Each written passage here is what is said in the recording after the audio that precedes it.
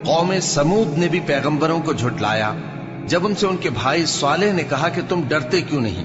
मैं तो तुम्हारा अमानतदार पैगंबर हूं, तो अल्लाह से डरो और मेरा कहा मानो, और मैं इसका तुमसे बदला नहीं मांगता, मेरा बदला रब्बुल आलमीन के जिम्मे है। क्या जो चीजें तुम्हें यहाँ मुयस्सर हैं उनमें तुम यूं ही बेखौफ छोड़ दिए जाओगे, यानी बाग और चश्मे और खेतियां और खजूरें जिनके खोशे लतीफ और नाजुक होती हैं, और पहाड़ों में तराश तराश कर पुरतकल्लुफ घर बनाते हो, तो अल्लाह से डरो और मेरे कहे पर चलो, और हद से तजावुज करने वालों की बात न मानो जो मुल्क में फसाद करते हैं और इस्लाह नहीं करते। वो कहने लगे कि तुम तो जादू ज़दा हो, तुम और कुछ नहीं, हमारी ये तरह के आदमी हो, अगर सच्चे हो तो कोई निशानी पेश करो। साले ने कहा, देखो ये ऊंटनी है,